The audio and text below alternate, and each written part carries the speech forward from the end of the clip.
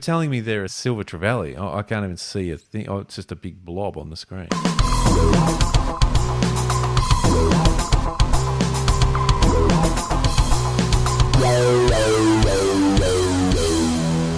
Hello, everyone. Welcome to the Deep Drop. This is a fishing podcast if you're new here. If you've been around for a bit before, you'll also know it's a fishing podcast, but it's a little bit different. It's not your average fishing talk show or radio show or whatever it is that you've been used to listening to. We kind of take things left of field and just have a bit of fun with it. Ads, you and I have been in the industry for a long, long time, and we've done a lot of different stuff, but I guess we just wanted to do this podcast and take a slightly different approach to what it is that we know and love. Luke McCredden here, you're Adam Ring. Is that a fair sort of, I guess, summation of what the Deep Drop is? It's the perfect summation of what the Deep Drop is. So basically where this starts and kind of where it ends too, but in a good way. What? That's it? We're done? Yeah. Okay. I think I just retired the podcast. I think you've just retired it. I mean, yeah. I don't know what to do now. How do we get that back out? Yeah. No, it's easy. Okay. Just cut it out. Okay. No. We don't edit. Oh, we don't edit. So well, maybe we need to start. Where this started, Luke, you and I used to work in a tackle shop. Yes. Now, for those that don't know, in winter, it gets pretty fucking boring in a tackle shop in Victoria. Yeah. So all the stuff that we would be learning about through the journey in the tackle shop, we would ask each other a million questions, answer them, laugh, and then it'd get busy again and whatever. Yeah. We thought, let's record them and then let's take the answers way too far. Yeah. And then see what everyone else has to say about it. And this is the exciting part, Luke, because we can talk about this stuff until we are blue in the face. This is what we do for a living. This is our passion. This is what we love to do. We love to talk about fishing and everything from the tackle to actually fishing to what if scenarios, anything you can think of. We've had conversations about it. We want to know from you who listening to this podcast, we want to know, and you can do that via Instagram. So look up the Deep Drop on Instagram, hit the follow button, because we will shoot you the questions that we break down on the podcast, and we want you to tell us if we're right, wrong, nowhere near it, that's way too far, dickheads, that's not far enough. Yep. Call us whatever you want. Let us know. Because now it's time for you to tell us if what we're thinking is awesome or if it's just dog shit. I love that. Thank you for that. That was brilliantly said. It's one of your best. If I'm gonna look, I stress more about the intro to every pod than anything we talk about because I'm just running out of shit to say about it. I rate that. That's up there.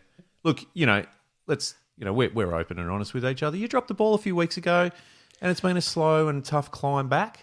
But listen, I've dropped the ball. I've been too wordy. Yeah. I just retired the podcast before I told you what it was about. Yeah. But within the space of a minute, you've brought it back, and I'm going to say that's in your top 3 intros of all time. I appreciate that. It means a lot. No, it's good because it's a stressful bit of my life. That's the thing that just holds you down all week. It's like, how am I going to explain this fucking show? I can relax now. Yeah, it's done. Yeah, you can. But it's a brilliant call out to Instagram because it's funny. We're about 90 episodes. In fact, we're 90 episodes in right now as we speak, and we started this. Look, just be open and honest for a bit. You and I have done radio and written for magazines, and I've done several podcasts in the past. You've done lots of TV and whatever. When we started talking about this, I remember you bringing it up, let's do a podcast. And I don't think either of us were sold on it until we got to the point where we said, can we just talk like we talk? Can we just have the conversations we have when we're on the road, in the boat, wading a river, whatever it is? And when we landed on that, we were happy. But what it's turned into is that, plus all of you guys getting involved, which is the absolute ultimate. So firstly, thank you everyone for tuning in and listening, but also getting involved on Instagram because it's taken the show to the next level. And without sounding cheesy, it's not even our show anymore, Ads. It's the people show. Everyone out there is a Deep Drop Pro staffer. I'm that's calling right. it. Unless you fly fishing. I like it. listen, well, there's always exceptions, but there is. But we can, we'll listen. We can listen as much as what we can talk. So, fly fishermen, Get in touch. Come at me. Teach us. We're gonna get. Yeah, I'm not gonna get. I will go one day. You will. And we'll see what happens. Hey, listen, just quickly on Instagram too. Bit of feedback. There's been a massive influx of videos getting sent through to react to, Adam, and I've set this up for myself because I did it a couple of times and then it was a bit of fun and then we said, send some through if you've got some, and we get bombarded with them, which by the way is brilliant. So don't stop because there's some absolute gold coming through. Most recently or fairly recently, just wanted to shout out a gentleman fishing in the UK for carp.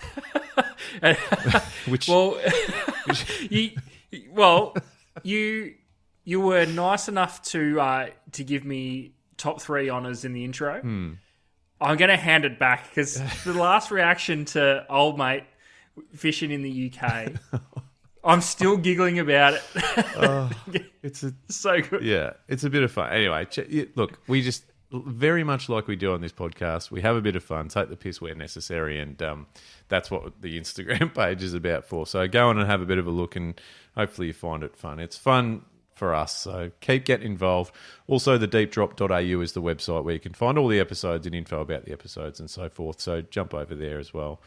Yeah, there we go. That's it. Is that it for the night or no? Yeah, it was a wrap. Listen, lengthy intro. But we got there, and turns out that was the meat and potatoes of the whole thing as well. Yep. So it was a good one, Luke. Yep, I'll see you next week. Appreciate it. Congratulations on your top 3 reaction videos.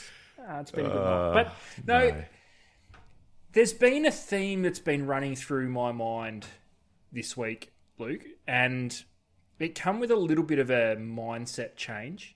Okay. So I've got a couple of kayaks sitting at home. One's mine, and one's my old man. Like my dad, he had one. He can't use it anymore. Listen, he's pretty old. He's back. Does he listen? He's back. Is he listening? Yeah. He's back, said no deal. Okay. Yeah, no dice on it. So I'm like, don't sell it. I'll look after it for you. The difference between the two kayaks is the sounder on his has side scan. Right. And down scan and all that sort of stuff. So I'm like, all right, after all these years of having it and not using it, I'm going to put some time in to work out the side scan thing. This is how behind the times that I am with technology. Everyone's live scoping and I'm just trying to work out the wonderful world of side imaging. Yeah, which is not new anymore, but that's okay. It got me thinking, and there's one question I've got for you. Okay.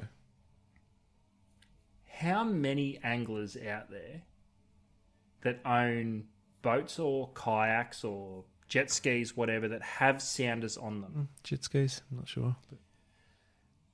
What percentage of those anglers with those electronics have any idea on how to use it? Oh, that's not bad.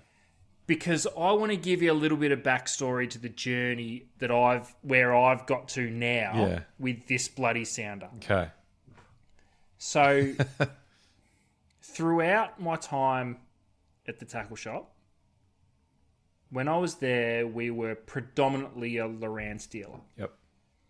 Now, I took a bit of pride in trying to learn about majority of the things that fishing had to throw at us, whether it was styles of fishing that I was never going to do except for fly fishing, whether it was electronics, whether it was rods and reels, whether it was lures, whatever, try and immerse myself in all of it. Yeah. Now, Scotty Harps, shout out to you. He was the electronics master. Oh. And he was my go-to source of all learning when it come to Lowrance specifically. And that's what I've got on my kayak. He also discovered the fine art of realising that he was the only one who knew anything about them, so could milk a solid 3 hours out of doing any work and mark that off as helping a person out in their Where's boat. Scotty? Oh, he's out on someone's boat. And you go, at the front. all right, well, I mean, sure. Well, he's the only one that can do it. Yeah. I guess he knows what he's doing. So I thought, Love you, Scotty. in theory, I was pretty handy. I'm like, okay, well, I've been told all the stuff. I kind of get it. So I'll just go out there, turn it on. How hard can it be? Nah. Turns out it's pretty fucking hard. So I was one of these anglers that had the electronics on whatever I was fishing from. Yeah. And I'm like, yeah, I know how to do that. Yeah. But the way I would justify not using it was be like, I need to fuck around too much to get this thing reading properly. It's eating into my fishing time, whatever. The classic excuse, I only need it for the depth anyway. Yeah. Which is wild, isn't it? Because you could probably buy a $200 unit to tell you the depth. 100%. Rather than a $2,000 unit. So now I've thought, no. I'm gonna try and get this thing humming. Okay, good. Hey, so you can teach an old dog new tricks. I spent a few hours on the water on the weekend just gone. It was dedicated to trying to work out this sounder. And listen, I'm pretty happy with the results. Okay. By no means am I anywhere close to saying that it's pretty dialed in. Because I thought I was going dialed okay. In's that's emotional. I thought language. I was going okay. Yeah. I could see things that I wanted to see. I was working out what it was trying to show me. I was mucking around with sensitivities and fucking kilohertz and all sorts of shit. I thought I was going all right. And until I started having a chat to Chapman, Luke. Yeah. And I'm like, oh, have a look at this. What do you reckon this is? I sounded over this. And he's like, oh, yeah, it could be this, could be that. And then he showed me a couple of soundings from some of his previous things when he was going through the same thing with his Humminbird stuff. And he showed me a couple of downscan images of him cruising over a couple of Deweys. And they look like Deweys. Right. So I'm like, okay, I've still got some tuning to do. Right. But it's a good start. Yeah. But my question to you, like I said earlier, how many sounders are on how many boats that are owned by how many anglers that actually have half an idea on how to get the basic stuff sounding correctly and kind of having an idea of what's going on? I don't know, actually. I would say that would be a higher percentage than if you asked how much of a deep understanding do they have of their electronics. I'm not even talking about that. Because how many anglers do you reckon could go out into Port Phillip Bay in October and be sounding around for 45 minutes, not seeing a snapper and going, sounder's fucked? Well, I mean, just not having an idea on what it's trying to do for them to find. I don't even know if the fish. sounder's fucked excuse would be it, or it would just be there's no fish here. But this is the thing, though, because this is the mind games that the electronics play on you. Because you think and I'll use snapper because it's when it comes to sounding, it's probably the widest spread thing that people are using their sounders for here in Victoria. Yeah. It is actually amazing how long you can drive around for in Port Phillip Bay in particular, and not sound anything that resembles a school of snapper. And that's in snapper season. Yeah. But then you start thinking, oh no, is my sounder not working? Yeah. Well, have I not? There should be fish here. Is my gain too high or low? Or why can't I do that? How come I can't? I find the electronics part of it so easy to go, I'm just going to start casting and hope that something eats it. Yeah. But, there's also argument for that, and that goes against a lot of what modern technology does, but I think you're still a chance to catch a fish just because your sounder doesn't say 100%. there's fish there. Oh no, 100%. And we've always unless seen that, it's live scope. Yeah, different beast. Different beast. But that's kind of all the things that go into even just generally using a sounder. Because what would you say is more important? Having the electronics on the boat so that you get to a point where you can say with utmost confidence that you are fishing over something that's either going to hold fish or is fish, or you go, well, I've got it there. I know what depth of water I'm in. the water temperature, whatever. And I've seen a couple of things that I think maybe could be fish. At least I can just start. Because I sort of fluctuate between, if you're just going to use it for that, what's the point in spending thousands of dollars on an elaborate sounder setup? 100%. Or I think if you're going to spend the money on it, you should probably try and work out what it's trying to do. But that's a rabbit hole that's just not for everyone. You're right. And I do think that if you know, because let's be honest, you can easily spend 2, 3, 4, 5 grand. Oh, you could easily spend that's not 10 to 15. Well, I was going to say, but that's not top of the range. That's pretty stock standard. Anywhere from 3 to 5 grand's pretty, not say basic, but it's got all the, you know, the mod cons, but it's not excessive. So if you're going to do that, I mean, I would certainly think that getting some sort of tuition or some sort of lesson on how to fucking use it. I mean, Christ. Because if ultimately because the thing, and your example of Port Phillip Bay, right? The other thing is you're not even dealing with structure. Like you're looking at a flat bottom and just looking for fish. I mean, if you can't get that right, don't be spending $5,000 on a unit. But if you don't need it to do that. Well, yeah, because then it's hard because you start getting to a point where you're like, okay, I think I know what's going on, and then you take it to a different system and it's fucked again. Yeah. Like Western Port and Port Phillip, it's completely different. Trying to sound, or if you're sounding in crazy depth, if you're trying to sound in say 40, 50, 60 meters plus, different ball game. Yeah. You know, even for on the opposite end of the spectrum with what I predominantly do, fishing ultra shallow. It can be hard enough. It's actually a good point. Remember I went through that phase of fishing out sort of offshore from sort of Port Phillip Heads down to Torquay, jigging and, you know, the snap. Yep. I got to a point where I was really confident with my electronics that I had. But then for some reason, I never had that confidence inside the bay, which should be easier. So to your point, it's like I just honed in on one thing and went, I've got this. But then changed sort of location and went, well, it's fucked. Yeah. It doesn't work anymore. It doesn't work anymore. Or now I have to start again. Yeah. Like I just sort of figured it out where the principles are kind of the same. Yeah. But especially as you move in from ultra shallow to potentially anything over 100 meters, you've got to change your frequency. You have to, otherwise you're just not going to be hitting the bottom. Sure. But so to your question, then what percentage of anglers with sounders actually know how to use them?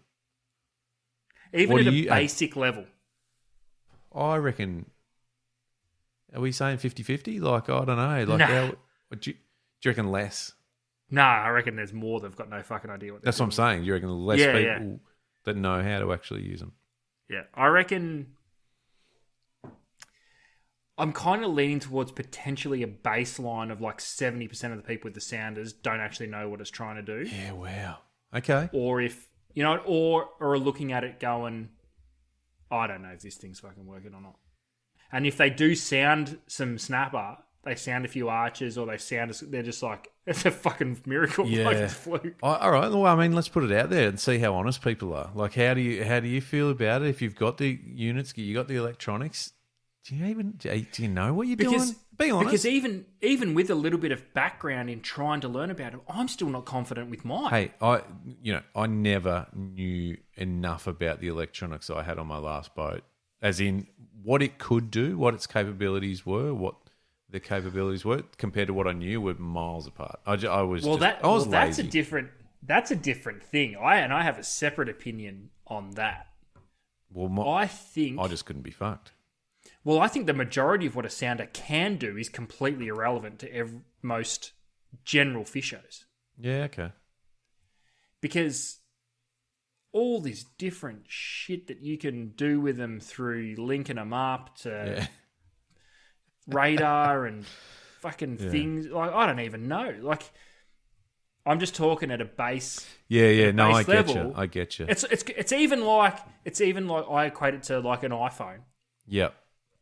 I'm using arguably the greatest piece of like technology ever. that the everyday person can use on a daily basis. Yeah.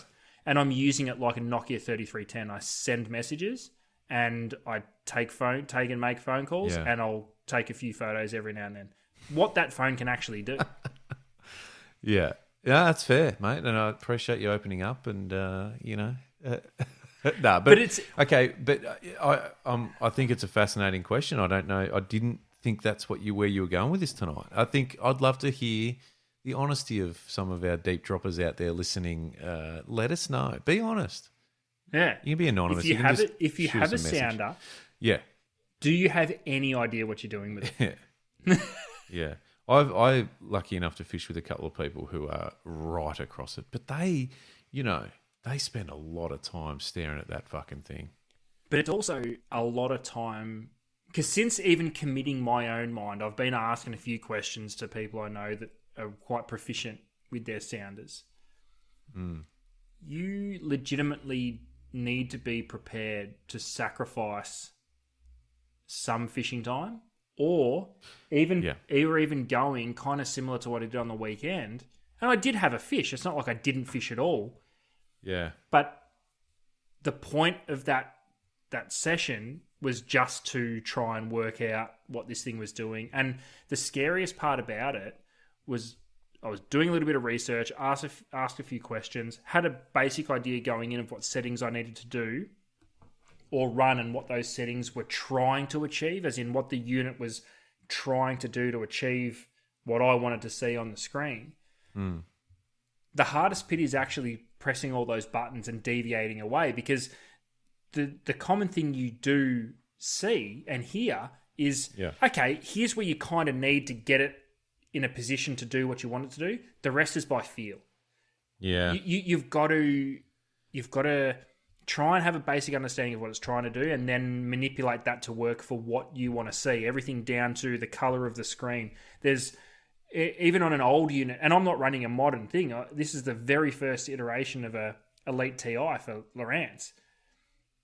It had 9 or 10 different color palettes that I could use, and each one of them has a point. Really? I can't tell you what fucking one of them was. But depending, from doing a little bit of research, depending on what you want to look for, some of the color palettes are better for seeing fish, some are better for seeing structure. Then as you change your color palette, you've got to go and fuck around with the contrast and try and change. Has anyone written a really simplified manual? I don't know. Serious. Because I don't know if simplified fucking exists for these things. The simplified is things complicated. But what if there was a manual, a user manual? Now, I'm not talking about the generic ones that are just, you can't even read them because the text is so tiny. I'm talking about one that's made by an angler for an angler that says, hey, that color palette is good for this. Oh, the next one? Well, it's good for this. Oh, you don't need the next one because it's only good for this. Do you know what I'm saying? Yeah. Like it's like a fucking picture storybook, mate. You open it up and it goes, press that button and you can change your depth. Oh, sweet. Do you know maybe why it doesn't exist? Because no one fucking knows all that information. Well, maybe. But I don't know. It's like, it's just like dumb it down. Like simplify it for us. I would have appreciated that. Ease us into it. Yeah. Scotty Harps, if you're listening, write a book. Simplify it. I fish with I've mentioned him on the show a few times, John Didge down on the Ballerine. Yep. And he can pick what species of fish is on the side on that side scan imaging. See, that's impressive. That's an understanding of sounders that I don't think I'll ever get to. Yeah, that's a neck level. Yeah. And it's accurate because we've caught said fish. So I'm like, oh, Jesus Christ, mate. No reason to doubt you. I'm looking at it going. No reason. He was like, I see them there, and I'm like, well, I can't even see them. Like, you're telling me they're a silver trevally. I can't even see a thing. Oh, it's just a big blob on the screen. Anyway. Yeah, it's okay. The color palette only works with my eyes and how I see things. To you, it just looks like nothing, but to me, I can see. Oh, yeah. I did see Rainer just did a cod trip and using the Garmin Live. Fuck, I don't even know the names of all this shit. And that was that was pretty cool, seeing quite literally the fish swimming up, following his lure and all that sort of stuff. But I mean, that's a whole other conversation. We've had that conversation plenty of times, whether we like it or not or whatever. But cool to watch. Cool to watch on a phone. I'm sitting in minus 18,000 degrees watching it on a sounder. Nah. Because knowing my luck, and we are going to do that trip, by the way, that is lined up with. There's actually a few people that have offered that winter fishery, midnight fucking fishery for you and I ads. But I just get the feeling that I just feel like when we go and do it, the cod will just turn around and stick its finger up as it swims past the lure. It'll do everything but eat it. Yeah. And the screen will show us exactly what it's doing. Yeah. And it'll be... And that'll be it. Yeah. I'll just sit and sulk for the rest of the trip. And it's not even a beer sort of weather. You can't just go, oh, fuck it, I'm having a beer. Yeah. Yeah, that's right. You can't. Have it's frozen solid. Pour a hot chocolate out of the thermos. No. It's not the same. No. It's anyway, not the same. I'm getting off track. I think your question's a great one. I'd love to hear what people think about it. But, I mean, how do you feel, though? Are you going to go back out and have a crack? No, I am. Because I think I got enough out of that first trip. I think I got enough to go, I'm on the right track. I actually feel as though for that specific sounder and what I want it to do, I'm on the right track. Okay. The hardest part is now finding something that I can actually sound where it's going to look like it. Like I don't know how I'm going to achieve that. I think it's just keep mucking around with it. It's really quite impressive for that old technology, and I'm talking about one of the very early iterations of side imaging. Yeah. It is pretty incredible what you can see and what definition it does give you. But I am excited and motivated to get into some of the finer things, and there's heaps. What speed is optimal to get the correct sounding? There's all these other things I haven't played with, but it was very interesting. I learned a lot. It was pretty cool. And it has got me motivated to try and work it out a little bit more. Okay. Well, I mean, I feel like you need to give us updates. Yeah. So let's touch base. In fact, I'm going to get you. I'm going to put it out there and put you on notice to do us a bit of a vlog for the Deep Drop.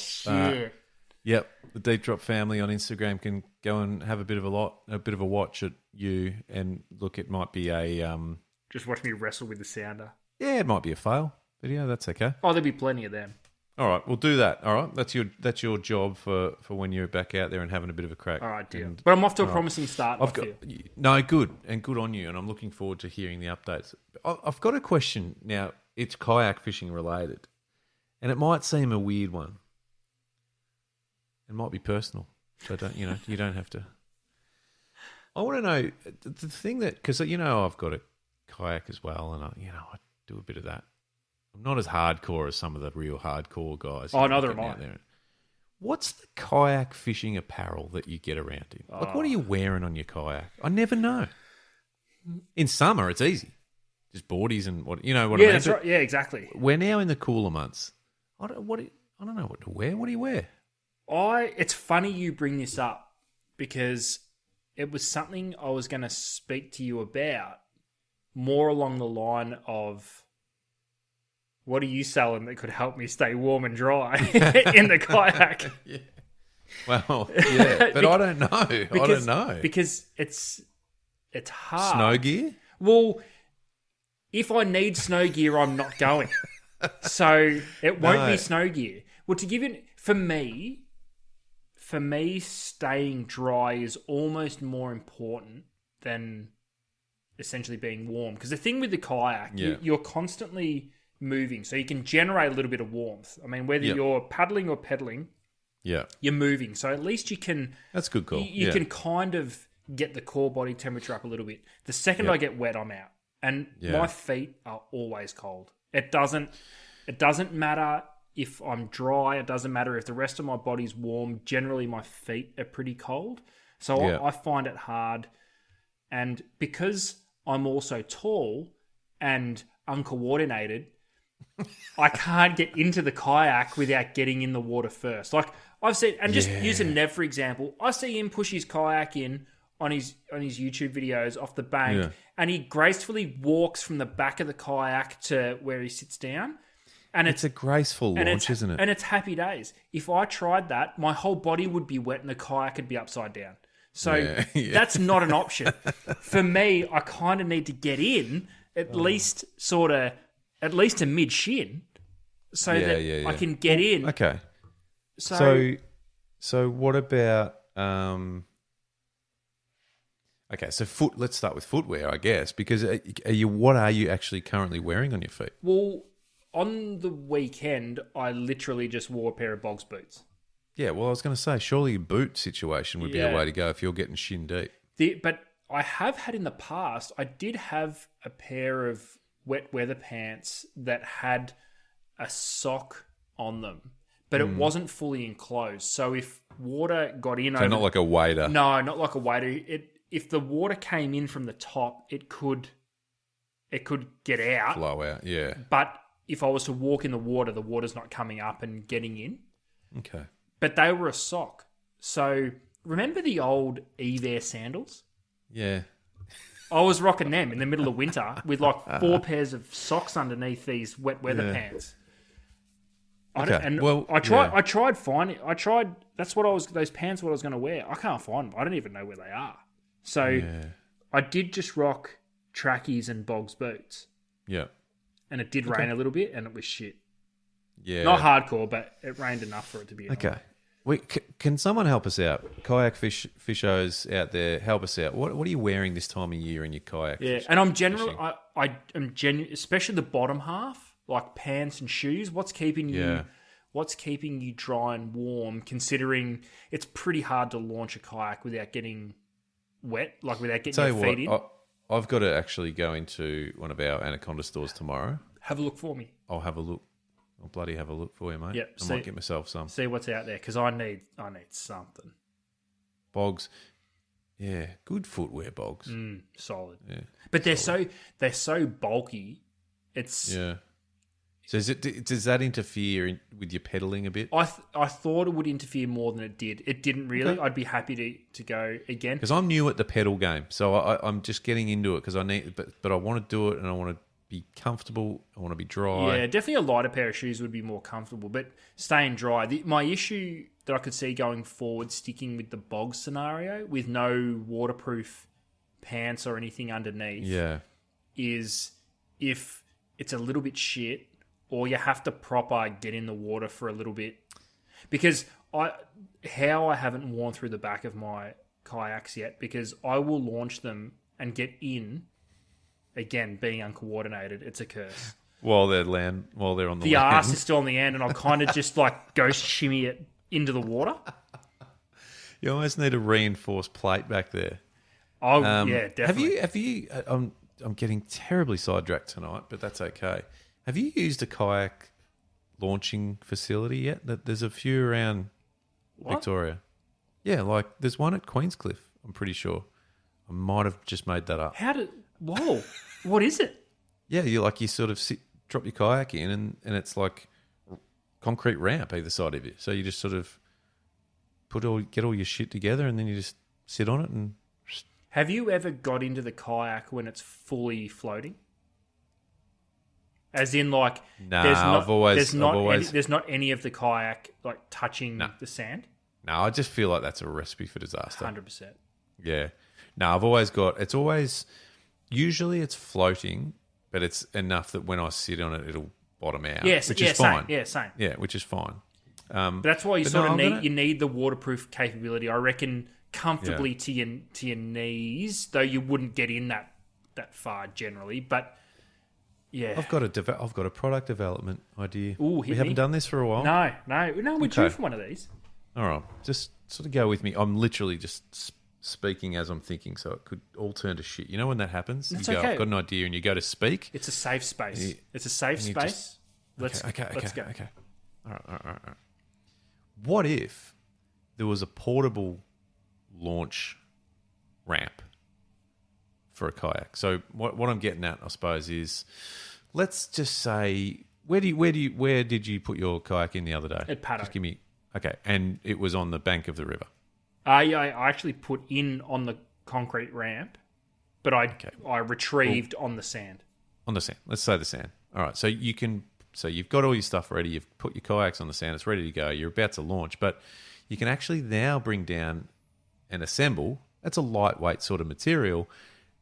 Something that's like I'm doing hand actions on an audio podcast, Like a which slant? is really like a slanted sort of ramp that again is light enough weight, and it's not a hectic ramp where you're just going to flip off or slide. But it's enough that you could sort of put half in the water, half out, so you're still dry, and put it on there, and then you can just sort of give yourself a shimmy off. So kind of like a kayak slide. Thank you. That's what I'm going for. Kayak slide. It would need to be hollowed out in the middle. I'm thinking because rudder situation, you just shred the shit out of it. Kevin Rudder. Yep.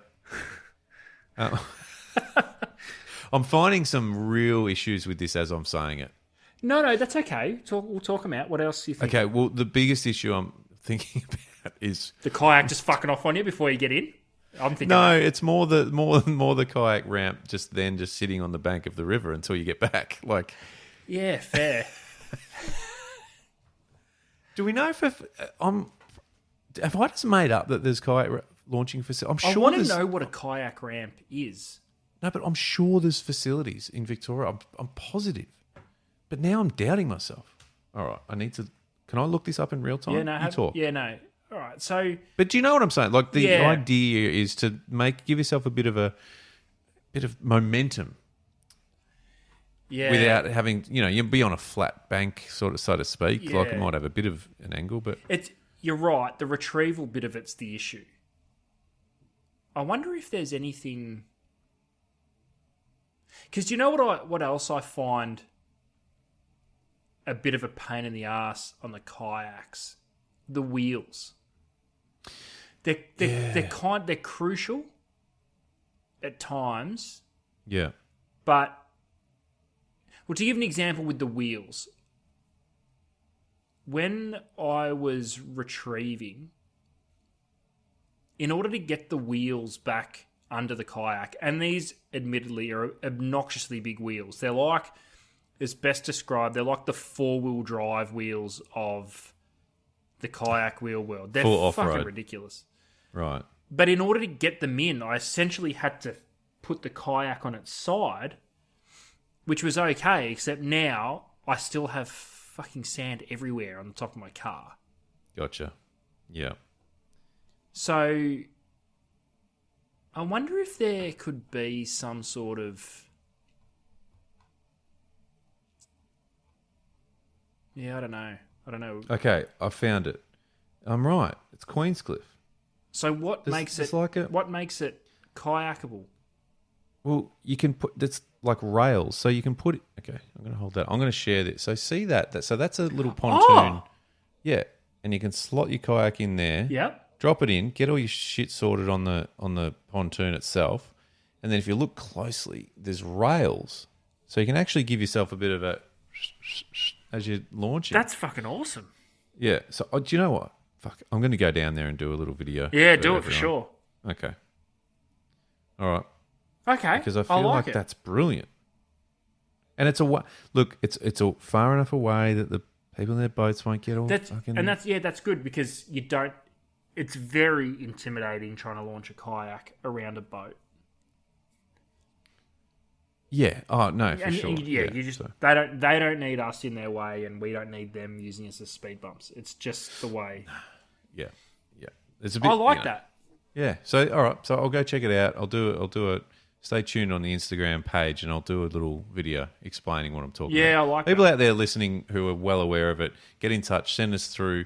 If you've got photos or videos of you actually using it, would be even better. I'd love to see that. Yeah. It sounds like it looks like a great idea.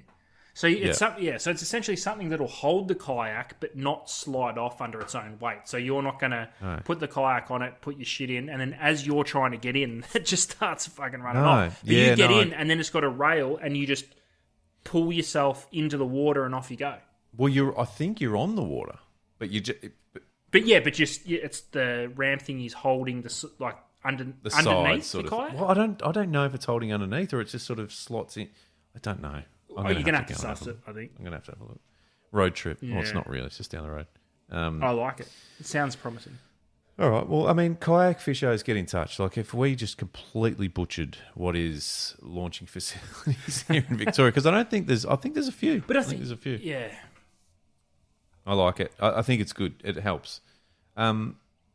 We've got, before we wrap up, let's just go back over the questions that we've put out there tonight. You've kicked us off with what percentage of anglers with sounders actually know how to use them? Yep. Is that what we're asking? Yep.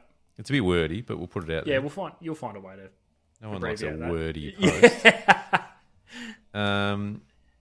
I want to know what the best kayak fishing apparel for the cooler months. So tell us what you're wearing. Yeah, what are you wearing? Because that's critical. Yeah. Critical. Yeah, feet, pants. Feet and pants. I'm not too worried Pretty about much feet and pants. Yeah, top half is pretty easy. Okay. It's the feet and pants. Okay. And I'll go and check out the kayak launch facility. Okay.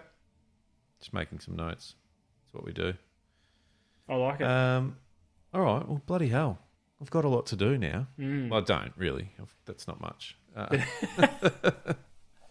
All right. Beautiful. No, that's great. We've got plenty there. Hopefully get in touch. Instagram, the Deep Drop. Search for us. Tell us what you're thinking. I think we're going to get some good feedback on the sound. I hope feel free. It's a safe space. Don't feel bad if you don't have a clue what you're looking at in your boat, because guess what? Me and Ads have openly admitted that we don't. No, I'm entering into that space now where I'm trying to work it out.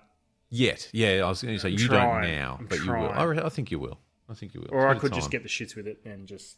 That's a fair... go back to it and just start casting at every snag. And I don't want to sort of cast aspersions, but I could see you just going, no, fuck that. Me too. But I'm happy. In a couple of days but I'm saying, happy with trip one. I'm happy with how trip one went. I'm in a good space right now. But if I was to ring you in a few days' time after your second attempt, I'd say, what am I likely to hear? What sounder?